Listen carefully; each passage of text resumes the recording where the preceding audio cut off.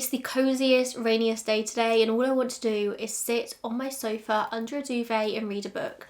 But I can't because I've got to work. So instead I figured I'd just film a book video, and then I feel like I'm kind of doing that. Kind of.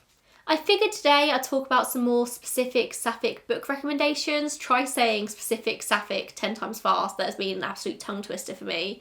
I filmed one of these videos probably like 6 months ago. You guys really enjoyed it, you asked for more, and so here I am. If you don't know the concept of a video like this, it's basically where you guys give me really specific, like niche book requests, and I find a book that fits into that category, if that makes sense. Of course, if I mention a request in this video and you think of a book that perfectly fits into that category, put it in the comments down below. Like, I want to hear all of the book recommendations. Like, I want to hear everything. Going to start with the same cozy, bookish, friendly, funny, queer energy as the Bright Falls trilogy. Any of you who have been on this channel for more than like 2 seconds will know how much I love the Bright Falls trilogy, Ashley Herring Blake. I just love these books more than I can possibly ever explain. They are my favourite sapphic books of all time.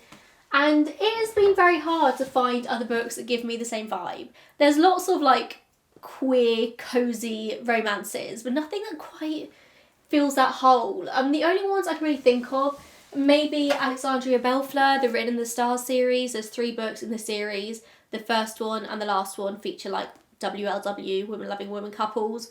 The book in the middle, I think, features a bisexual woman, I think, but she ends up in a relationship with a man. So maybe that, but I feel like if you've read Bright Falls, you've probably already read Alexandria Bellfleur. The only other books that come to mind in terms of like the sort of cozy, Hallmark rom-com kind of style are Claire Lydon's books. Claire Lydon books are so underrated, and I don't think she has like a series per se, but she has some really, really cute like standalone rom-com romances. I really enjoyed It Started With a Kiss. I really enjoyed Hot Shot. I have started Change of Heart. I haven't finished it yet, but it's giving me the same kind of vibes. So if you do want that like cozy queer energy, I think Claire Lydon might be where it's at. Or Rachel Lacey. I've read a couple of Rachel Lacey books and I really enjoy her stuff as well, so there's a couple of recommendations for you. Okay, this next one isn't exactly queer, but it's my favourite horse girl fiction. Also, this person has written, when are you writing a historic lesbian horse girl romance / mystery? Honestly, don't give me any more ideas for books, because I've been trying to write the book that I'm currently writing for years now and I'm not getting anywhere with it. So maybe I need to change tact. Maybe I do need to write a historic lesbian horse girl romance mystery. Maybe. But anyway, for that prompt, we are going to go for Girls and Their Horses by Eliza Jane Brazier. This is about the sort of like American show jumping scene. I feel like I learned a lot in this book because I'm obviously from the UK, and the UK show jumping scene is nothing like what was being described in this book. And this is like crazy horse mums who just want their children, like they're trying to live vicariously through their children, and so they buy their children like horses that are way out of their comfort zone, and it's just about crazy mums essentially and children who don't really want to do it but they've got to do it. And then at a horse show, somebody mysteriously turns up dead, and you don't know who's dead and you don't know who the person is that is responsible for said death. So this book opens with a detective interviewing one of the characters, trying to find out like what role they had to play in this death. Like I said, you don't know who's died and you don't know who's responsible. And then the book kind of like flashes back and forward between like the weeks leading up to the death and the detective currently interviewing all the characters. I'm not gonna lie to you, it's not the best book I've ever read, but I was gripped, I was hooked, I had to know what was going on. And so many of the characters in this, I was like, yeah, that is very relatable. Somebody who has grown up in the horse world. Not the richy rich horse world that is depicted in this book, but like horse people, they're the same across the board.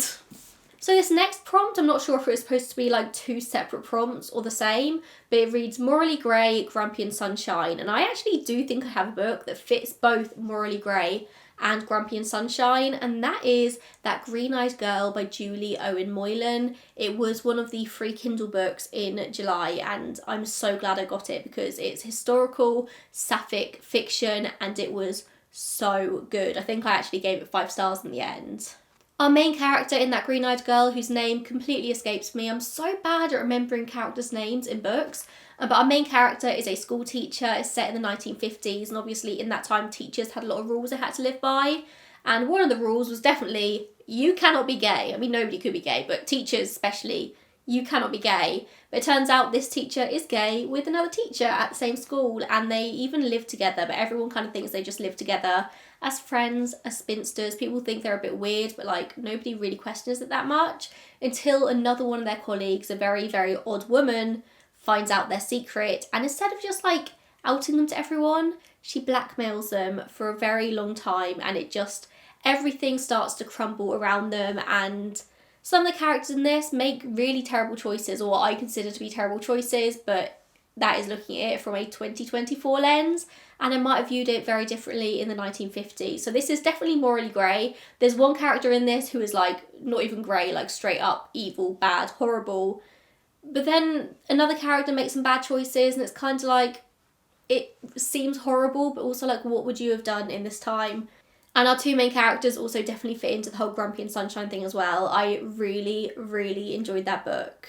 A book that has the same vibes as Pink Pony Club by Chapel Roan. Oh my god, I'm so on my Chapel hype at the moment. I'm going to see her in London next week. I'm so excited. I actually need to find an outfit for the Pink Pony Club theme. I don't know what I'm going to do, but I can't wait. So Pink Pony Club has been my song of the summer. I am more of a Red Wine Supernova girl, not gonna lie, but I do adore Pink Pony Club. And the first book that comes to mind for that is Last Night at the Telegraph Club by Melinda Lowe. Who's sick of me hearing talk about that book? Because I think I'm sick of hearing me talk about that book. Last Night at the Telegraph Club, I should probably get it, wait. I've just realised I don't actually have it because I've lent it to my sister to read, of course. But Last Night at the Telegraph Club is about the 1950s, a girl called Lily, and she is basically realising that she's queer, she's a lesbian, and she is finding her escape in a club called the Telegraph Club. Only, like I said, it's the 1950s, which means it is illegal to be gay. Apparently I'm reading a lot of books about being gay in the 1950s at the moment. So Lily finds her like safe space and her people at the Telegraph Club, but she's also constantly living in fear of the club being raided. She can't talk to her friends or her family about her fears about this. She can't talk to her friends and family about what she's going through, and just very much gives Pink Pony Club vibes. The second recommendation I have for this prompt, and it's maybe a bit rogue, is The House of Hidden Meanings by RuPaul. It's RuPaul's memoir. I have lots of thoughts and feelings about RuPaul as a person, but I do think it fits this prompt really, really well. RuPaul was a club kid. Like, that is how he rose to fame. It's how he like became the man, the drag queen that he is today. And honestly, A House of Hidden Meanings isn't my favourite memoir I've ever read. It's probably not even in my top 10. There's a lot of like weird buzzwords and buzz sentences, and it's just like a lot of random life advice just thrown in. And you don't actually get all that deep into who RuPaul is as a person, but hearing about his sort of childhood and teenage years and how he grew up in the club scene was really, really interesting. And I think Chapel Roan would adore the fact that I am recommending RuPaul's memoir for Pink Pony Club. Okay, gay, dark academia, and thriller/psychological. Weirdly enough, I have the perfect recommendation, and that is In My Dreams I Hold a Knife by Ashley Winstead. This is a psychological thriller. It is gay. It takes a while to find the gay, but the gay is in there. This is about a group of friends who all met in college. They were all super, super close, and then one day one of the group is mysteriously murdered, and everyone kind of like pointed the finger at one particular person. This one person has always been accused of being the murderer, only now it's 10 years in the future. The 10-year college reunion is about to happen, and there's lots of doubt over whether this one person is truly responsible for that murder or not.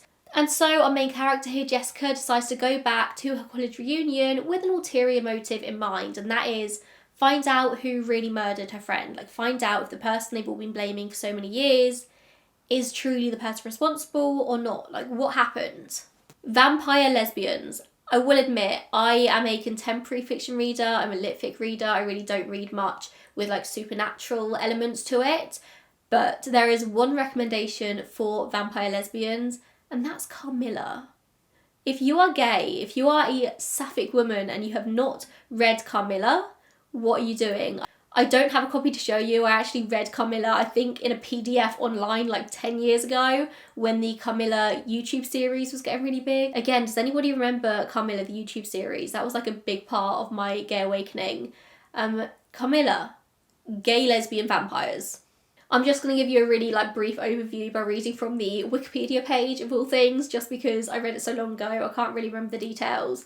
Camilla is an 1872 Gothic novella by Irish author Sheridan Le Fanu, and one of the early works of vampire fiction, predating Bram Stoker's Dracula. I didn't realise that. The story is narrated by a young woman preyed upon by a female vampire called Carmilla. The character is a prototypical example of the lesbian vampire, expressing romantic desires towards the protagonist. I actually do really want to make a full video about like the lesbian vampire as a trope. I feel like that would be so interesting. Yeah, lesbian vampire, Carmilla. Somebody's asked for thrillers but gay, and because I can't really recommend In My Dreams I Hold a Knife Twice, I'm going to recommend Bright Young Women by Jessica Knoll. I do feel like this is a loose description of a thriller, but I did look on Goodreads and it is marked as a thriller, so I think it does count. Bright Young Women is a fictionalised version of Ted Bundy's crimes. Ted Bundy is never named in the book. The killer is only ever referred to as the killer, but it is a fictionalised version of his crimes when he went to Florida and attacked women in a sorority house and sadly killed one. Or killed a couple, I could say. I can't remember the details. But Bright Young Woman is a fictionalised version of events of those crimes, and it focuses on the main character, who is the best friend of the girl that was killed, and she is the sort of like leader of this sorority, and so she's placing a lot of pressure on herself to like still thrive in life. She's got these big plans, she's very ambitious, and her whole life's kind of been like blindsided by these attacks, by PTSD that she's now suffering, and the fact that her best friend was murdered. And she is contacted by a woman who basically tells her like, listen, I know who committed these crimes because they also killed my friend. Turns out the woman that contacted her was a big old gay, a big old lesbian, and her friend was her girlfriend. But of course, this was the 1970s, 1980s, I think Ted Bundy was. And so she couldn't really come out and be like, oh yeah, this guy killed my girlfriend. And there's definitely that sapphic element to it. It is thrillery in terms of like, it's very tense and like you do feel your heart go at points. But I also feel like it does it maybe a bit of a disservice just call this book a thriller, because it was actually really tender, really heartwarming at points, but also like so upsetting, like deeply, deeply to your core. I really loved how Jessica Knoll was able to sort of like flip the narrative around the Ted Bundy murders and the narrative around like so many serial killer murders, and focus solely on the victims and never once name the perpetrator. It was so good. It was so well done. Somebody's asked for domestic thriller recommendations, and I do have a recommendation for you, and I will admit I didn't actually like this book personally, but I know it gets really good reviews online, so I wouldn't really take my opinion to mean anything. This is The Push by Ashley Audrain, and this is about 3 generations of mothers and their relationships with their daughters, and how much of that relationship is just like generational trauma and how much of it is just like pure evil personality. This book has a fantastic twist towards the end, and I've never read anything else like this. I didn't really like it. I just didn't really like mesh with the theme of like motherhood and pregnancy and babies. Like, it's just not where I'm at in my life. I couldn't really relate to it. But I do think a lot of people like really deeply relate to this book and enjoy it as well. Our main characters here are Blythe and Violet, and Blythe has just given birth to her daughter, and she is convinced that her daughter is evil, and literally Violet, her daughter, is a baby, a toddler, now a child, and Blythe is so convinced that Violet is like inherently evil that she constantly sort of does evil things behind her back, and she's turning everyone against her. And you as the reader, you actually don't know if Blythe is just crazy or if she is telling the truth, and it's really interesting. You also get to look at Blythe's mother, and I think Blythe's mother's mother as well, and you get to see how the same patterns are copied from generation to generation. And yeah, I won't say any more than that, but it is a really interesting concept. I didn't mesh with it myself, but if you're looking for a domestic thriller, you would probably enjoy this. For sapphic enemies to lovers, I recently read Late Bloomer by Maisie Eddings, and I think that fits the prompt perfectly. Our main character is Opal, and when the book opens, she's having a really terrible time of it. Like, she's struggling to make ends meet. She's in this dead-end job. She wants to be an artist, but like can't afford to be an artist. She's in a relationship with a boyfriend who she is pretty sure is cheating on her with her best friend.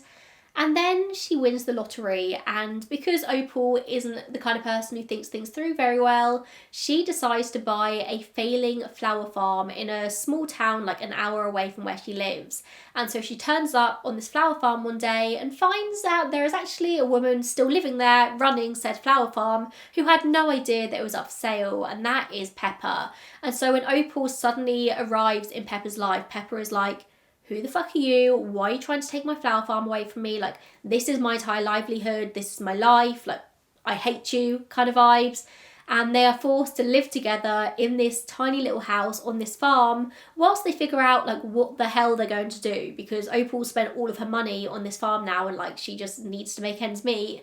And you can imagine what happens. It is just a really, really cute book. Somebody's asked for WLW Forbidden Romance, and I have the perfect recommendation for Forbidden Romance. Where is she? This is More Than a Best Friend by Emma R. Auburn. I know in America this is called I Don't Want You Like a Best Friend. Yes, after the Taylor Swift dress lyrics, I Don't Want You Like a Best Friend.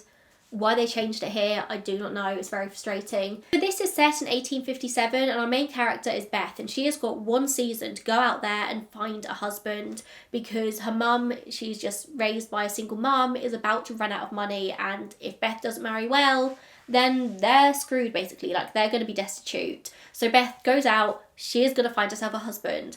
Only she doesn't, because she finds herself instead Gwen, who has been out on the market for several years now and has just never really shown any interest in getting a husband. Of course, this is the 1850s, so the terms of like lesbian and gay and queer, like you don't have a concept of what it is to be gay, to like other women in the same way that you're supposed to like men.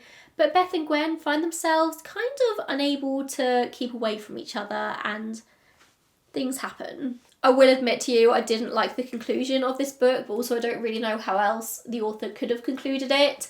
But yeah, 1850s lesbian romance. You know it's not going to end up with them running into the sunset together happily ever after, don't you? Okay, we're going to end on this one. Somebody has asked for spicy WLW. And a lot of the time when people ask me for spicy books, I recommend the Bright Falls series, Ashley Herring Blake. I recommend Alexandria Bellefleur, but I read the spiciest WLW book a couple of months ago, and that is Those Who Wait by Haley Cass. Oh my god, that book. It is 600 pages long. I downloaded it onto my Kindle. I had no idea it was that long. I devoured that book. I read it so incredibly quickly. So Those Who Wait is about Sutton and Charlotte, and Sutton is just finishing up graduate school. She has no idea what she wants to do with her life, but she's recently had a bit of an epiphany that she might not all be that straight. And so her friend makes her go on this like queer dating app where she comes across a beautiful woman called Charlotte. And Charlotte, it turns out, is an up-and-coming politician who definitely cannot be out to the public because that is going to just ruin all of her chances of ever making a change in the world. But the pair have this just like undeniable chemistry and they can't seem to keep away from each other, and they are about to make each other's lives just absolutely implode. But it's very sexy. It is incredibly hot. Like, this book is 600 pages long and it got to the end and I was like, I actually want more. I need more book. And luckily there is another book in the series. I think it's just like a short one from them a few years later, so I am going to read that. But yeah, I need to read all the Haley Cass books. Like, I need to read every single one of them. And I think on that note, I'm going to say goodbye because I heard my wife get home from work and I want to go say hi to her. So that's a good place to end this. Thank you so much for watching. Like I said, if you know of any like better recommendations for any of these prompts, put them in the comments down below. Like, I won't be offended. Like, tell me. I want to hear all the book recommendations. If you like what I'm doing here, if I'm entertaining you in any way, make sure you subscribe to this channel. I've got a big challenge to hit 10,000 subscribers by the end of the year. I think I'm going to do it. It's very exciting, but I really want to get there. So if you want to help me out and subscribe, that would be amazing. Thank you so much for watching today, and I will see you in the next one. Bye, guys.